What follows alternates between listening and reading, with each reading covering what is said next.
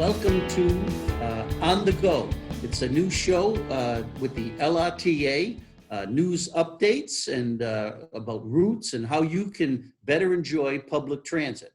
I will be the moderator of this monthly show, and today the first guest happens to be the longtime administrator, James Scanlan, at the LRTA. And we'll discuss several topics about how we've kept the buses running and serving the public. It's been an amazing effort by the employees and staff here, administrators. But first, we want to get into some positive news about our new programs that will be starting up for the Christmas shopping season. So, Jim, why don't you explain the history of this initiative and what we're planning to do starting the day after Thanksgiving? Great. Well, thank you, Jim. We are excited to continue to offer holiday service to the Pheasant Lane Mall. We've been operating that service for approximately 15 years. It provides the opportunity for people that are really in the north parts of Lowell, Chelmsford, Drakehead, and Tingsboro, the opportunity to shop during the holiday season at the Pheasant Lane Mall. Right now, those people would have to make a connection or two to get to the Burlington Mall. So a number of years ago, we offered that service so that would provide people who are transit dependent, people that obviously do not have access to a car to do their holiday shopping. A few years ago, we started the service on Black Friday. And this year here, we're doing the same. We're going to be offering the service on November 27th. Actually, it was an initiative that was brought up by our present chairman, Tom Bomo, a few years ago. He said, Jim, why don't we see if we can do it on Black Friday, because people do a lot of shopping. And I think it was a great idea, and it was embraced by the entire board. So we're going to be, so we look forward to people who need to get to the Pheasant Lane Mall, want to do some shopping, just get out and about to use that service on November 27th. Yes. We're going to offer 6 round trips a day, starting around 9:30 in the morning and going to about 5 in the afternoon. And then the service will continue the following day on Saturday, the 28th, and it will continue until January 2nd. So as Jim said, that's one of the things that we look forward to every year. It gives people really another option to go to do their holiday shopping. Yes, you can find this flyer both on the LRTA Facebook page and also on our website, www.lrta.com. So it has all the times, the dates when the bus service each Saturday after the Black Friday initiation, inaugural, I should say, and then the different times leaving and arriving at Pheasant Lane Mall. It's convenient. The fee is the same, right? Yes. As the regular bus ride. It's line 19. Right. It's would be $1.50, and anybody over 60 years old, it would be 75 cents. So again, we look forward to serving the public during the holiday season with Pheasant Lane Mall. And as we also want to acknowledge that we have a lot of other routes that are going into malls, whether someone has to go to Wilmington, whether someone has to go to Tewksbury, whether someone would like to go up to Drum Hill in Chelmsford, or people want to go to the Burlington Mall. So we offer a lot of different routes to different malls. And really during the holiday season, we encourage those people that really need to use that service to use our service. So it's something that we're very happy to do. And let's not forget our good friends in Billerica. We go to the Billerica Mall. Oh, that's right. The Billerica Mall. I love O'Connor's Hardware, which is one of my favorite spots. So yeah, Billerica is a great community that we have, and obviously we have a lot of people that use that Billerica run to go to O'Connor's, as well as people that would use also that route to continue on to the Burlington Mall, Jim. Yes. So there are plenty of destinations, but Pheasant Lane Mall is a one time of year situation, line 19. But we also have all these other great places that you go to, even the Coles Plaza. We've got a line that goes by there in Chelmsford. And once again, all the schedules, all the lines, it's up on our website. Just go on LRTA.com. Look at the map. You can select the route. We have route match, which you can go on. It's interactive, and you can pick out the line. You come into the, you come in, make the transfer if you have to into the Kennedy Bus Center, right? Right, exactly, Jim. Yeah. So it's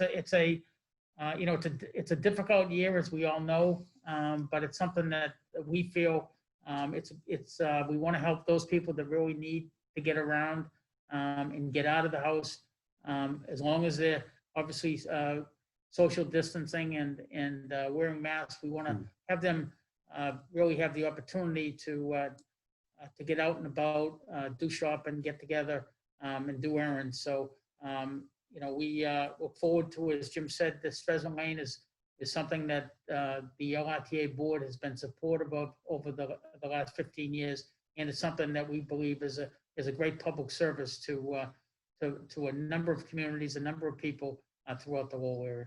Yes, and this is there's a regional is in the name of the Lowell Regional Transit Authority. We want people to shop locally and in the community that they live in, and also to go out and experience some of our neighbors who have been very, very good and get around, and you can do that using public transit. Jim, which was a good segue, talking about since last March, there has been some difficult challenges, but the LRTA never shut down. It's been amazing that you've been able to keep things going. You've got a dedicated staff and bus drivers. Can you tell us a little about what you've faced since last March and to keep these the service going? Like in everyday life, Jim, it's been a challenge here at the LRTA. Whether the LRTA has faced a tremendous challenge.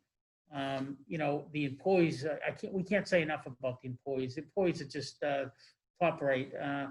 They have come to work every day, have really done the job, and really they are great public servants. They are the best of the best. Whether it be in this pandemic era that we're in now, or whether it's a snowy day and there's 6 feet of snow out there, they're driving the buses. They're just wonderful employees. But it's been a tough 9 months, Jim. Our employees, we've had a number of people that have gotten sick. But at the same time, what we've tried to do, working with Mass Department of Transportation and the federal government, we've made sure that all the protocols, whether it be the face masks, whether it be social distancing, we closed our intermodal terminal here at the Gallagher terminal. We really have encouraged people to really be careful about what they do. And as Jim, as just an add-on, we have a first-rate cleanliness program, disinfecting. We disinfect our buses twice a day, in the morning and the evening. We disinfect all our facilities at least twice a day. So we make sure that our employees, and also we make sure that all our employees have all the equipment they need, the PPEs, so that they feel safe when they come to work and when they go home. Yeah. Two major things that happened. There was no fare collection for a while there. Right. I think it started up again in October. Was that it? October 1st? Yeah, it may have started off earlier. It may have started off in August, but we had a few months where we didn't collect fares, and what we did was, and to kind of answer to what you were saying, Jim, is we ended up making sure that we put up plexiglass barriers so that employees could be separated from the customer or the passenger. So that took a couple of months to do, so that we made sure that both the customer and the employee felt a little more secure as far as the interaction on the buses. So we are now back to collecting fares. We're back to a somewhat operation, a somewhat normal operation. So I think we're on the right course. But we want people to use public transportation, and I think what the message that Jim and I want to make out there is that people don't. A lot of the people that most of the people that use the LRTA don't have any other option. Their option isn't that the only option they have is to get out and about is to use public transportation. So we understand the role, and the employees understand that role, and that's why public transportation is so critical in the greater Lowell area. And one other aspect to try to making it as convenient and safe for everybody, we've encouraged people to use the Charlie card, so they don't have to exchange money currency if they don't have to. And now you can add value to your card, so you don't have to keep getting a new one and everything. Right. So it works and, well. and like Jim says, all you would do is just scan your card at the fare box, and there's really no interaction with the driver about fares or any type of paper transfers. Yeah. And, one of the things I mentioned, the service hasn't shut down, even though, ridership has decreased dramatically. But a lot of improvements have continued to take place despite COVID. During the summer months, we had some improvements, new kiosk, informational booth, you'll see that. Improvements to the plant inside. Can you talk a little about that, Jim? Some of the things that have taken place? This has been even during this particular time, we haven't closed our operation. As Jim said, we continue to aggressively purchase new buses. We have 8 new buses coming in March. We have 4 smaller type of buses coming, which will be a big help to. They're like vans, but they'll have they have an opportunity so that people don't have to. They can actually get on the van without getting on a lift, so they can just get on like a regular bus. So that type of improvement is something that we're continuing to make sure that as we go forward in the upcoming years, we continue to have the newest and the best vehicle fleet in the Commonwealth. Additionally, as Jim had mentioned earlier, we also continue to improve our facilities. This past summer, we put in, like Jim mentioned, new information kiosks at the Kennedy bus hub. And in addition to that, we also put up 5 new shelters, along with all the other infrastructure for the electronic signage that is needed to make that work correctly. So we'll continue to modernize the LRTA. And as we go further, I think just as a backdrop, I think it might be helpful, Jim, if we talk about what we've done in the last number of years, because I think right now the LRTA is in a very good shape as far as with its facilities. And to go into that, we just completed over the last year modernization of the Gallagher intermodal terminal. That was a $2 million project. We did a new walkway that links the Gallagher terminal from the train area in the second floor across to the new Lapoli development. Thorndike Exchange. That's going to be a great benefit. That's going forward. People that are living over there can now take a train, walk across the walkway. People that as we go into the future, as more development takes place over there, we'll be able to get people to go to restaurants and other things. So that was about a $2.5 million project. So we'll continue to improve our facilities as we go forward, so that the LRTA can be really a 21st century organization. Jim, I think you understated the fact. When I first heard that our bus fleet, what do we have, 52 buses on the line every day? Yes. There are 15 regional transit authorities in the state. In the Commonwealth. And it's true. I checked this out myself. We have the most modern bus fleet when these new buses arrive. Yes. They're fuel efficient. handicapped accessible. They have bike racks in them. It is an amazing accomplishment that right here, starting at this Lowell hub, throughout Massachusetts, we have the most modern, efficient fleet. Maybe you can talk a little about how the process is that the buses are retired and you get. A number of years ago, we weren't in that position, but over the past 10 or 12 years, we have made a conscious effort to make sure that when the useful age of a vehicle is attained, that we're in a position to retire it. And it takes a lot of work from a couple of areas. One, that you can secure the funding from the state and federal government. And then two, that you have the procurement process in place so that you can order the buses and have them delivered so that they can coincide with retiring older buses. So it is a process that involves a lot of planning and a lot of effort to make sure that you can properly secure the funding and that you can have the process in place to have a proper public bidding process for the vehicles themselves. And these buses are all made in America, right? Yeah, we're very fortunate, Jim, that there's a major company in the United States that it's in California, and it's called the Gill Corporation, and they do a lot of buses.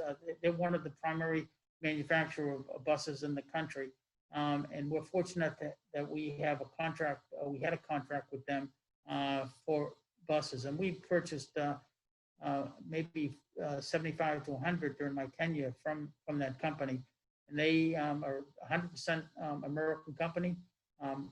And all the parts that they put on generally have American-made products. Yeah, no, it's an amazing story, and they actually drive them across country, right? They drive them. It takes them a couple of weeks to drive from, I believe it's Haywood, California, to this area, and they deliver them, and then the drivers then fly back to California. Now, several of these buses are going to be smaller models, which actually are better for urban environments, right? Correct? That's right. Generally speaking, the LRTA has a mixed fleet. One size bus is around 25-foot, Jim. The other is a 30-foot, and the bigger bus is a 35-foot. We are generally going to kind of replacing 35-foot buses and going to a 30-foot bus because we feel as though we're not losing very much in occupancy in the 30-foot bus. The company is making a structurally a better 30-foot bus that it's not going to have any structural problems. So the order, Jim, that we have with the Gill Corporation, we just changed it from a 35-foot to a 30-foot. And we believe that it's a more efficient way to operate because as Jim mentioned earlier, we're a regional, suburban, and an urban system. So it makes more sense to be going into our suburban communities with a 30-foot bus as opposed to a 35-foot bus that may look like there's only 4 people on it. So it's a lot better operation. Yeah, no, it's a very encouraging sign, and it's a lot of important work takes place, and you need great equipment, and you've got it, and great facility management. The other thing is, you might have seen it on our Facebook page. There was a story in the Lowell Sun that the LRTA won a very big competitive federal grant, $4.6 million. Congresswoman Lori Trahan came up and presented the big ceremonial check, which was fun. But you might tell other people, I mean, that was a competitive among the entire country, and we got the biggest piece of the pie for Massachusetts, right? That's correct, Jim. We were actually we got somewhere around $4.6 million. There was only 4 other regional transit authorities in Massachusetts that received funding, and I believe the next amount that was received by one of the other RTAs was about $1 million to $2 million at the most. So we received at least twice, if not more, of the funding than any other RTA in the Commonwealth. It was a terrific achievement, and it really it speaks to the people that work here at the LRTA, and I you know, I have a great support system here. Obviously, Jim is one of them now, and I have a great person that's my deputy right now, and Dave Bradley, and also an assistant administrator, and Allie Bent, and both of those people are really key to the administration of the LRTA, and really I have to give all the credit for the receipt and the receipt of that grant to those people. Yeah. So that was quite an accomplishment, and we had a nice ceremony here. But it shows that, you know, that money will go towards new improvements and equipment. We're going to get a new lift for the buses. Yes. In our facility. New buses and new lifts down at the Hale Street property. And in addition to that, as I mentioned earlier, there is also money in there for 25-foot buses that will be the first of its kind in the greater Lowell area, that allow a handicapped person to be able to wheel themselves onto a bus, rather than the way we do it now, where they have to wait outside in the cold and the driver has to get out and put them on a lift and have them go up. It's a lot better for the person. It's less dehumanizing, and it's better for the overall operation. So that's another key component of that grant, Jim. Yeah. So if you are a loyal rider of the LRTA, you come into the Kennedy Bus Center, you see a lot of changes. Work continues to go on. We hope that new people will come and enjoy the facilities. We have a new comprehensive 5-year plan that we're almost finalizing right now. And another good thing is we've been in the process. We'll be getting a new website. A company from Seattle, Washington, Trillium, has been working with LRTA administrators and officials and myself to design a very convenient, with a mobile app, all these new things that should make it easier for you to plan your day. You just go in, hit where you want to go, and it'll come up and tell you exactly how to get there, what bus line to take. So some great, exciting things and that should roll out, you think, in by the first of the year, maybe? First of the year, and it could be even sooner, Jim. Yeah. So we think that it's going to be December or early January, but it's going to be a big difference. It's going to be a nice, clean, efficient, easy to use system and website that is obviously going to be one of the best in the Commonwealth. So we have a couple of minutes left. I want to talk about you, and you've had a great run here, 16 years. You announced several weeks ago that you will be retiring to enjoy life even more, probably the first week in January. And yes. So what are some of your thoughts? You've really transformed this place, professionalized it, and you've had some great, you succeeded some great people. But what do you think is one of your major accomplishments as you look back? We don't want to get you all teary. Yeah, no, I won't, Jim. But I have to say that I look back on really 17 years of really a great opportunity and I really love the job that I had here at the LRTA. I can't thank my friends, and I mean friends that go from the LRTA board.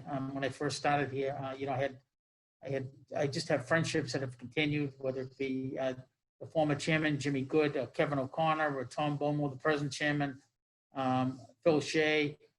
Everybody has been terrific to me. And that's really what has led to what I believe is the success that this organization has had. When you have people that you work for that treat you well, that know that you're working hard, and that really are committed to helping out, making the organization better, it makes the organization work.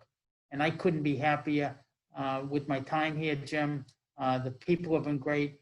I think the LRTA will be successful going forward. There will be challenges. Obviously, right now is a challenge. I believe we'll get over that challenge in the next year or two. I think the pieces are there. I'm happy that the LRTA board has entrusted Dave Bradley as a new administrator. I think he brings the experience and the ability to do the job. And I'll be I won't be here, but I'll be looking. I will be checking in and hopefully checking in with everybody and wishing everybody success as they go forward. Well, Jim, even when I was the editor of the Sun, it was always a pleasure working with you. You have run one of the more transparent agencies in the Commonwealth, and I know you've tried to solve a lot of problems, and it's been difficult. And you've just been a great inspiration to the workers here. It's you're going to be missed, Jim. You're going to be missed for your sense of humor and your professionalism. Well, thank you, Jim. The friendships that I've had here, and I mean you and many other people who have made this job so enjoyable. I'm going to miss very much. I'm going to miss the people here, the friendships, but I will stay in touch.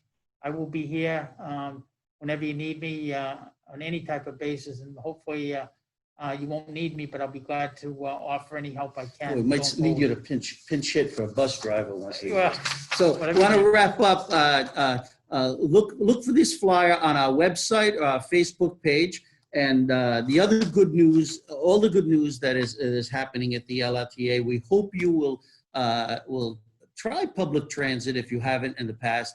It's really fun, and we look forward to seeing you again next month when we have our next show. Look for the details on our Facebook page.